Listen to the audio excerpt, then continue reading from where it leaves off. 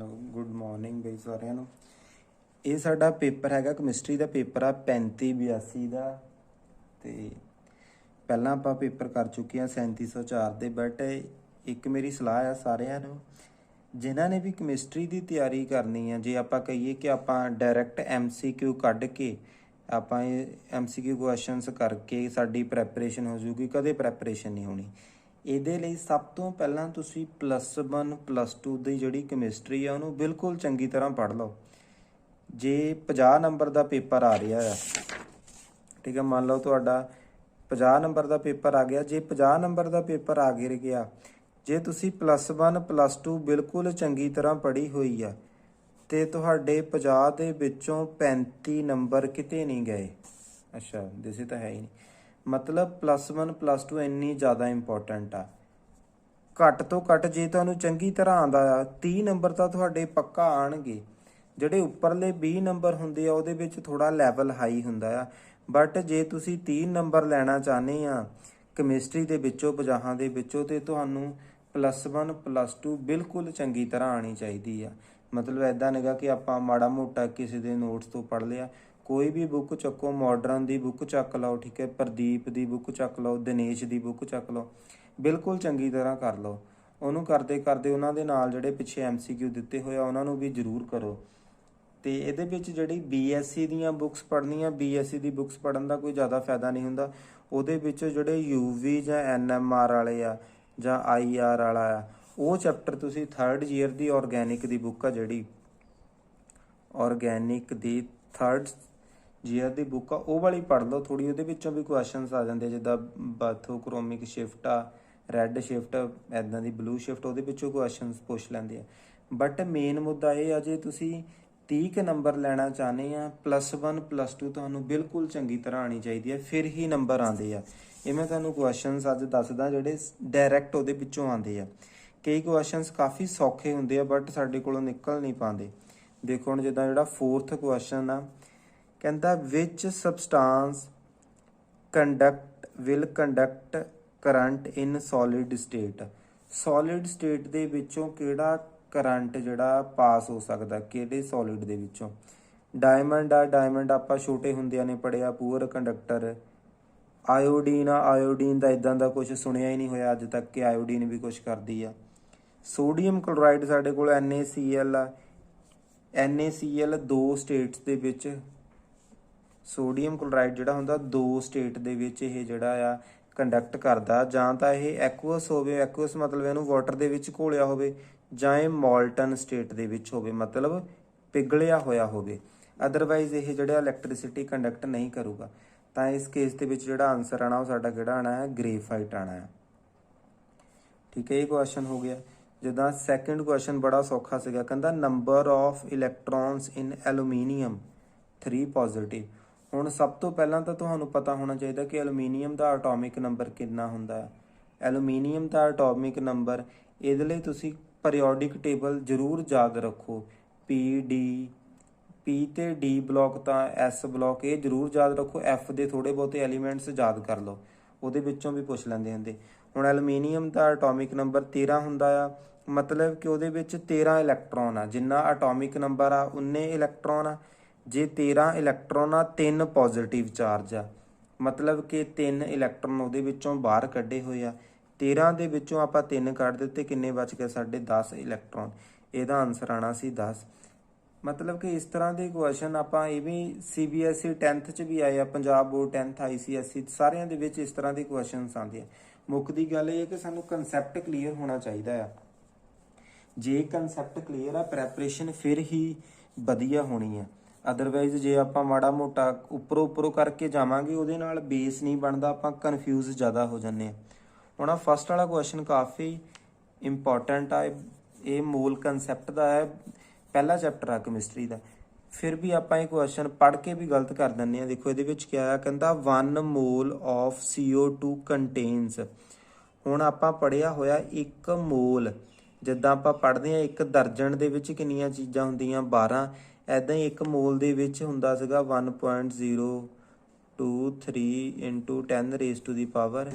ਮਤਲਬ ਕਿ ਜਦੋਂ ਵੀ ਕਿਤੇ 1 ਮੋਲ ਦੀ ਗੱਲ ਹੋਈ, ਉਹਦੇ ਵਿੱਚ ਇੰਨੇ ਐਟਮਸ ਜਾਂ ਇੰਨਾ ਮੋਲੀਕਿਊਲਸ ਆਣਾ ਹੀ ਆਣਾ ਆ। ਹੁਣ ਉਹਨੇ ਪੁੱਛਿਆ ਕਿ 1 ਮੋਲ ਦੇ ਵਿੱਚ ਕਿੰਨੇ ਹੋਣਗੇ। ਹੁਣ ਆਪਾਂ ਇਹ ਤਾਂ ਦੇਖ ਲਿਆ 1 ਮੋਲ ਦੇ ਵਿੱਚ ਕਿੰਨੇ ਆ, ਇੰਨੇ CO2 ਆ। ਠੀਕ ਹੈ, 1 ਮੋਲ ਦੇ ਵਿੱਚ ਜੇ ਆਪਾਂ ਕਹੀਏ ਕਿ ਕਿੰਨੇ ਮੋਲੀਕਿਊਲਸ ਹੋਣਗੇ CO2 ਦੇ, ਤੇ 6.023 ਗੁਣਾ 10 ਦੀ ਪਾਵਰ 23। ਜੇ ਇੱਥੇ ਕਿਤੇ CO2 ਦੇ ਲਿਖਿਆ ਹੁੰਦਾ ਫਿਰ ਤਾਂ ਸਾਡਾ ਡਾਇਰੈਕਟ ਆ ਜਾਣਾ ਸੀਗਾ, ਬਟ ਉਹਨੇ CO2 ਦੇ ਕਰਕੇ ਕਿੰਨੇ ਲਿਖੇ ਹੋਏ ਆ, 18 ਗੁਣਾ 10 ਦੀ ਪਾਵਰ 23। ਇਹ ਤਾਂ ਹੋ ਹੀ ਨਹੀਂ ਸਕਦਾ।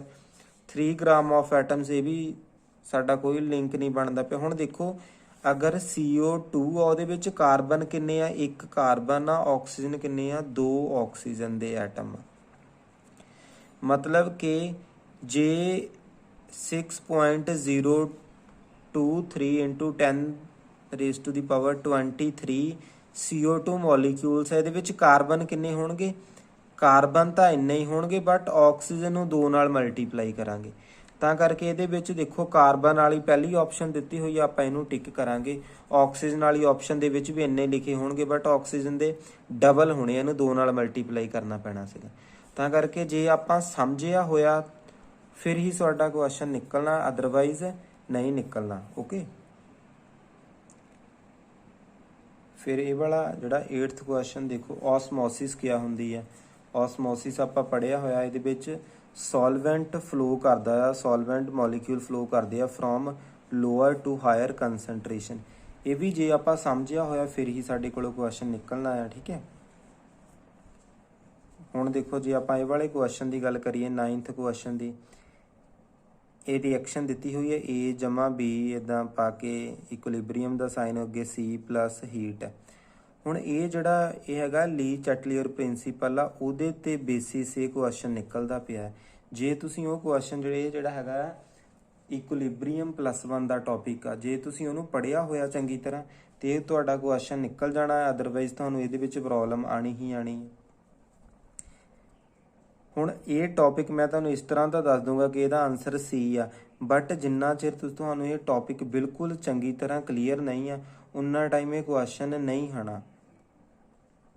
ਠੀਕ ਹੈ, ਇਹਦੇ ਵਿੱਚ ਜਿਹੜਾ ਇਕੁਲਿਬਰੀਅਮ ਕਿੱਧਰ ਨੂੰ ਸ਼ਿਫਟ ਹੋਣਾ ਆ, ਉਹਦੀਆਂ 3-4 ਪੁਆਇੰਟਸ ਆ। ਇੱਕ ਆ ਕਿ ਜਦੋਂ ਆਪਾਂ ਪ੍ਰੈਸ਼ਰ ਵਧਾਣੇ ਘਟਾਣੇ ਆ ਫਿਰ ਕਿੱਧਰ ਨੂੰ ਸ਼ਿਫਟ ਹੋਣਾ ਆ। ਦੂਸਰਾ ਹੈਗਾ ਆ ਜਦੋਂ ਆਪਾਂ ਟੈਂਪਰੇਚਰ ਵਧਾਣੇ ਘਟਾਣੇ ਆ ਫਿਰ ਇਕੁਲਿਬਰੀਅਮ ਕਿਸ ਸਾਈਡ ਨੂੰ ਸ਼ਿਫਟ ਹੋਊਗਾ।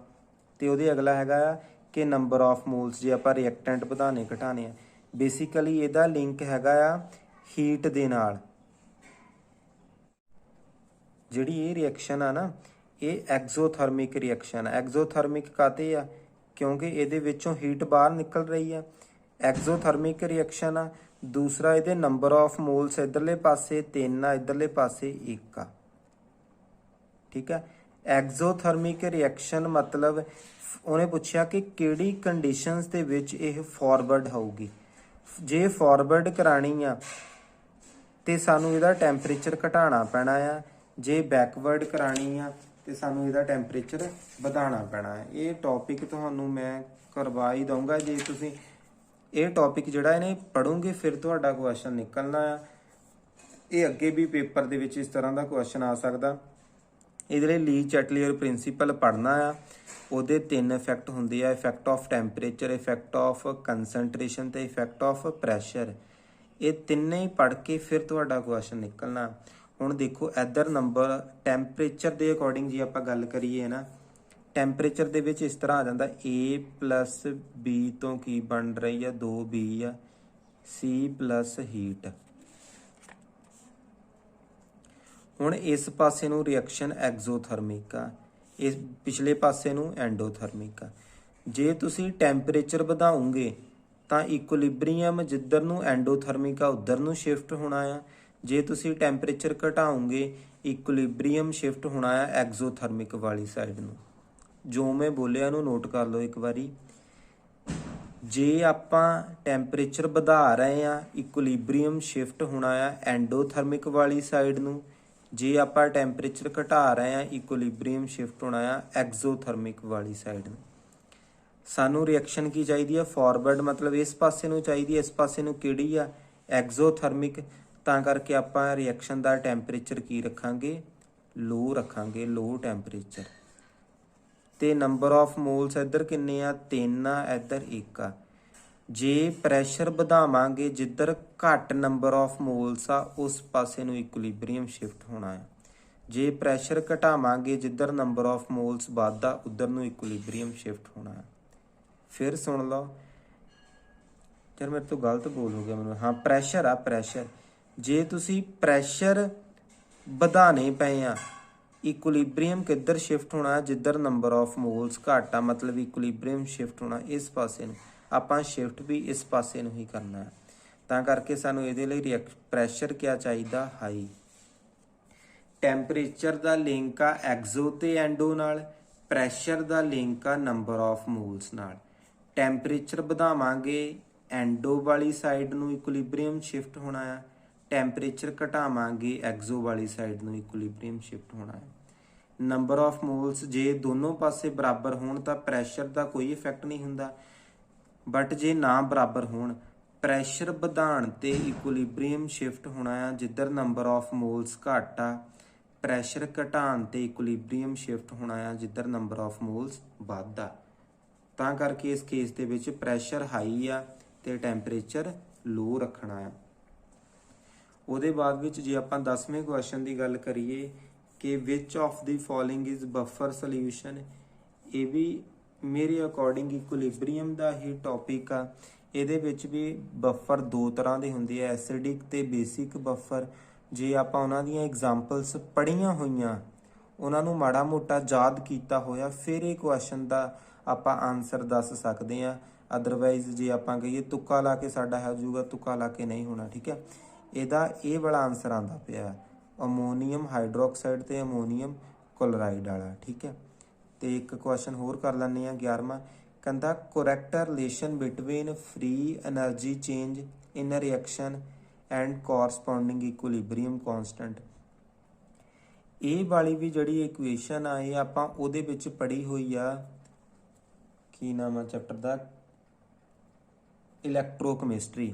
ਹੁਣ ਦੇਖੋ ਇਹ ਰਿਐਕਸ਼ਨ ਜਿਹੜੇ ਦਿੱਤੇ ਹੋਏ ਆ ਨਾ, ਇਹ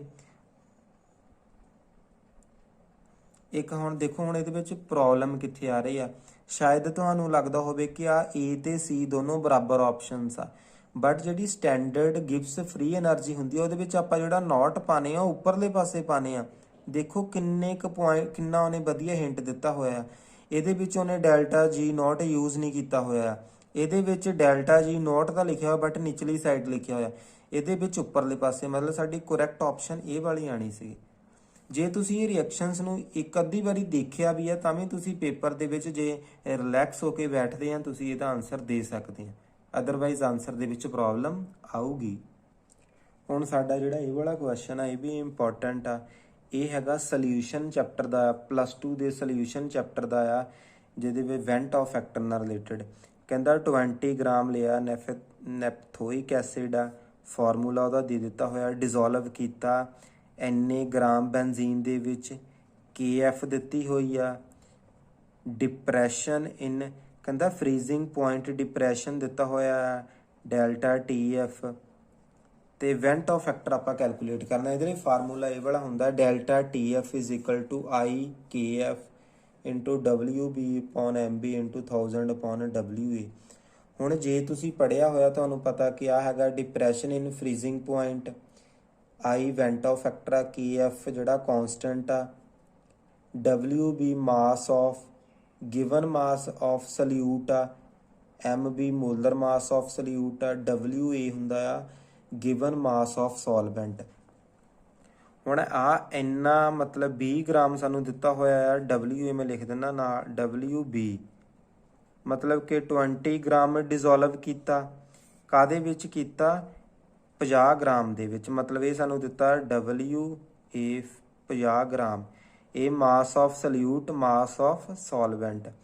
KF ਆ ਦਿੱਤਾ ਹੋਇਆ ਆ, ਡੈਲਟਾ TF ਦਿੱਤਾ ਹੋਇਆ 2 ਕੈਲਵਿਨ, ਠੀਕ ਹੈ। ਇਹਦਾ ਜਿਹੜਾ ਮੋਲਰ ਮਾਸ ਕੱਢ ਲਿਆ, ਇਹਦਾ ਮੋਲਰ ਮਾਸ ਕੱਢ ਕੇ ਮੈਂ ਇੱਥੇ ਪੁੱਟ ਕੀਤਾ ਹੋਇਆ ਹੈ ਮੇਬੀ। ਇਸ ਇੱਥੋਂ ਹੁਣ I ਦੀ ਵੈਲਿਊ ਕੱਢ ਕੇ ਇਸ ਤਰ੍ਹਾਂ ਜਦੋਂ ਪੁੱਟ ਕੀਤਾ ਸਾਡਾ ਆਨਸਰ ਆ ਗਿਆ 0.5। ਇਹ ਵੀ ਜੇ ਕੈਲਕੂਲੇਸ਼ਨ ਤੁਹਾਨੂੰ ਵਧੀਆ ਕਰ ਸਕਦੀਆਂ ਤੇਜ਼ੀ ਨਾਲ ਤੇ ਤੁਹਾਡਾ ਆਨਸਰ ਆ ਜਾਣਾ, ਨਹੀਂ ਤੇ ਇਹਦੇ ਵਿੱਚ ਵੀ ਪ੍ਰੋਬਲਮ ਆਊਗੀ ਹੀ ਆਊਗੀ। ਠੀਕ ਹੈ, ਮਤਲਬ ਹੁਣ ਦੇਖੋ ਜਿੰਨੇ ਕੁ ਵੀ ਮੈਂ ਤੁਹਾਨੂੰ ਕੁਐਸਚਨ ਕਰਵਾਏ ਆ ਇਹ ਸਾਰੇ +1 +2 ਦੇ ਵਿੱਚੋਂ ਹੀ ਨਿਕਲ ਰਹੇ ਆ, ਤਾਂ ਕਰਕੇ +1 +2 ਪੜੂਗੇ ਫਿਰ ਹੀ ਤੁਹਾਡੇ ਕੈਮਿਸਟਰੀ 'ਚੋਂ ਨੰਬਰ ਆਣੇ ਆ, ਅਦਰਵਾਈਜ਼ ਕੈਮਿਸਟਰੀ 'ਚੋਂ ਨੰਬਰ ਨਹੀਂ ਆਣੇ। ਠੀਕ ਹੈ, ਮਤਲਬ ਕਿ ਇਹ ਵੀ ਨਾ ਸੋਚੋ ਕਿ ਸਿਲੇਬਸ ਬਹੁਤ ਜ਼ਿਆਦਾ ਆ, ਸਿਲੇਬਸ ਵਾਕਈ ਬਹੁਤ ਜ਼ਿਆਦਾ ਆ, ਬਟ ਜਿਹੜੇ ਪੜ੍ਹਦੇ ਆ ਉਹ ਥੋੜੇ ਹੀ ਪੜ੍ਹਦੇ ਆ। ਐਦਾਂ ਨਿਗਾ ਕਿ ਜੇ ਤੁਹਾਨੂੰ ਲੱਗਦਾ ਹੋਵੇ ਕਿ ਯਾਰ ਪੀਟੈਟ ਜ਼ਿਆਦਾ ਜਾਣਿਆਂ ਦਾ ਕਲੀਅਰ ਹੋ ਗਿਆ, ਬਹੁਤ ਦੁਨੀਆ ਪੜ੍ਹਦੀ ਪਈ, ਐਦਾਂ ਕੁਛ ਨਹੀਂਗਾ। ਜ਼ਿਆਦਾਤਰ ਸਾਰੇ ਦੁਨੀਆ ਜਿਹੜੀ ਤੁੱਕਿਆਂ 'ਤੇ ਡਿਪੈਂਡ ਹੁੰਦੀ ਹੈ ਕਿ ਆਪਾਂ ਸ਼ਾਇਦ ਹੋ ਹੀ ਜਾਵੇ ਸਾਡਾ, ਜੇ ਸਾਡੀ ਕਿਸਮਤ 'ਚ ਹੋਈ ਸਾਨੂੰ ਮਿਲੇ ਹੀ ਜਾਣੀ ਹੈ। ਕੋਈ ਬਿਰਲੇ ਹੀ ਹੁੰਦੇ ਆ ਸੂਰਮੇ ਜਿਹੜੇ ਚੰਗੀ ਤਰ੍ਹਾਂ ਦਿਨ ਰਾਤ ਇੱਕ ਕਰਕੇ ਮਿਹਨਤ ਲਾਉਂਦੇ ਆ। ਠੀਕ ਹੈ, ਤਾਂ ਕਰਕੇ ਸੂਰਮੇ ਬਣੋ ਤੇ ਖਿੱਚ ਦਿਓ ਤਿਆਰੀ। ਬਾਕੀ ਆਪਾਂ ਅਗਲੀ ਵੀਡੀਓ 'ਚ ਕਰਾਂਗੇ।